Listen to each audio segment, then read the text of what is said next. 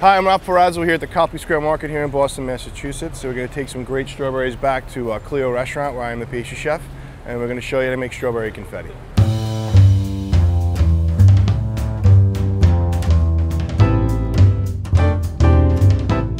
How do you guys harvest the strawberries? Basically, we just pick them off the vine. It's nothing like special. We don't have a machine or anything. It's done by humans. It's done by hand? So, yeah. Awesome. What do you think? It's juicy and sweet. Very delicious. I'm going to grab a couple of pints for the restaurant. We got some beautiful strawberries here. We're going to head back to Cleo and make our strawberry confetti dessert. So back from the market, we're going to start off our dessert with the Waring tabletop mixer. So the first step that we're going to do here is we're going to add our butter, our confectionery sugar, and we're going to drop our arm.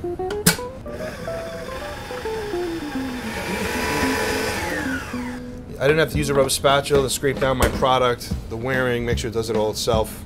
It's actually a perfect even circle and aeration of cream and sugar. So now we're going to add our cream cheese. I love that it has this little plastic guard. It's another product, again, doesn't get on the chef. The shape of the bowl helps you feed it properly. And as you can see with each piece of cream cheese, it binds up right away with the butter and sugar. And here we have a fresh vanilla bean. Just slice it down the side. And then we raise our speed.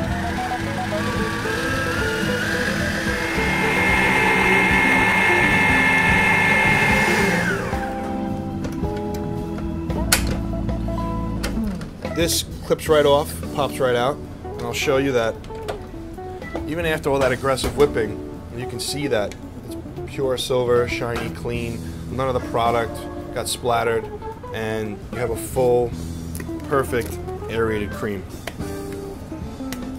So now we set this aside. I'm going to use the food processor to show you how we do our strawberries. So our next step is using the Waring LiquiLock 3.5 food processor. What's great about this, it has an adjustable blade. So as you can see, you have different millimeters here. You have 1 through 6. And for our strawberries, we're going to use 6 because I like the thickness that it gives the strawberries. Now, I would never, ever in a million years not use a knife and use a piece of equipment to slice fruit or to slice a product. But as you're going to see here, and this just locks right in here on the stem. The speed of the blade, you can actually take these delicate farmer strawberries, and as we place them, they literally get sliced instantly with barely any bruising.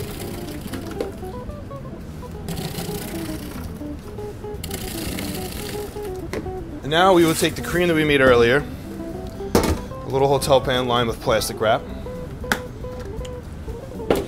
our sliced strawberries, and we're simply going to put these strawberries right over the top of our cream.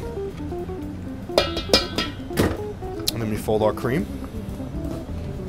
And from here we're going to place our base simply in our pan and place in the freezer for later use. Again, back to our Waring mixer. This is a simple recipe for my strawberry cracker. It's basically some tapioca starch, sugar, and again, to feature the plastic top here, we can turn our mixer on. And the tapioca starch doesn't get everywhere, all over yourself, the table. Take our strawberry puree, add it slowly. And as you can see, the starch is starting to bind with our fruit.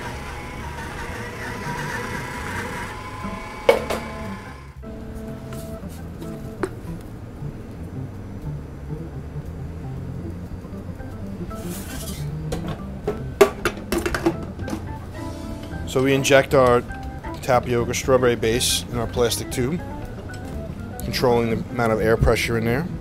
There's about good. So we tie our ends here. And then from this stage we take our strawberry tube and we poach in a water bath for about a half hour at about 225 degrees. And then from there we actually take the product, we stick it in an ice bath to get the tapioca starch to congeal and freeze and slice thin to make our strawberry chips. Next we're going to be using our Waring spice grinder, and the best thing about this spice grinder is you can actually take freeze-dried strawberries and make a powder, and the blade is so fast and so sharp there's no gumming that appears from the natural pectin in the strawberries. We're also going to be adding some sugar, some citric acid, some taric acid. So with these ingredients, we're going to be creating our strawberry chips. So first we put our attachment here that just locks in.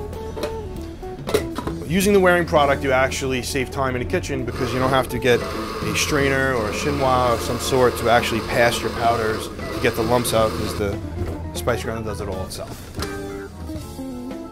So from here, we take our grape powder and we simply add our sugar, our citric acid,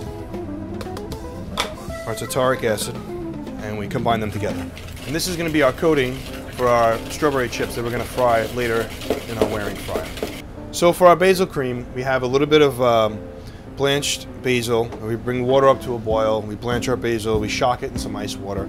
We squeeze out a little bit of the water, leaving some moisture to make a puree with our wearing food processor. A little bit of glucose, some mold-on sea salt, and heavy cream. Another great feature about this is you have a pulse option.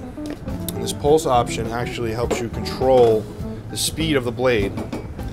And you can actually take something as thick as glucose, which is always fun to get out of a bowl. So we add our glucose, a little mold-on sea salt, a tiny bit of cream,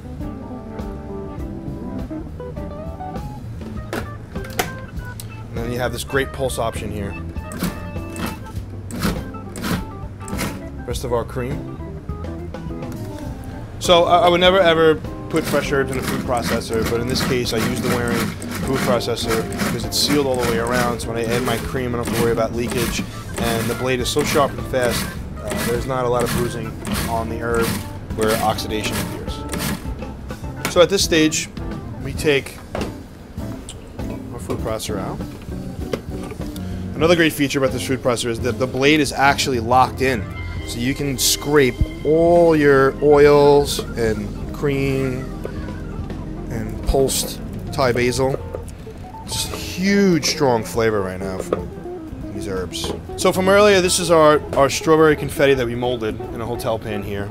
And I've actually took the time to inject it in a tube also to have two options.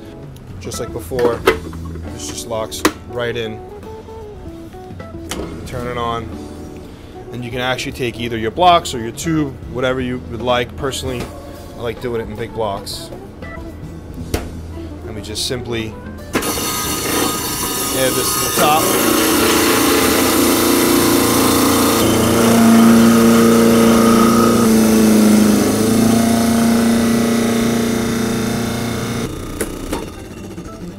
And now we have this light, airy strawberry confetti. So for our plate up here, we have our crispy strawberry chips that we used our wearing spice grinder for.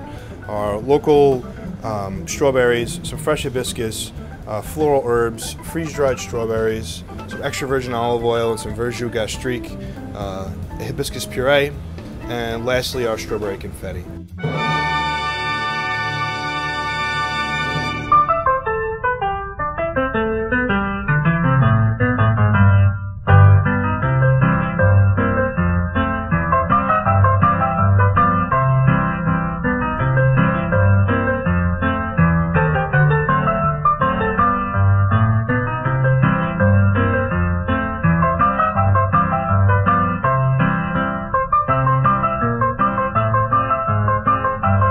We're finishing the dessert off with malted cola nut sorbet.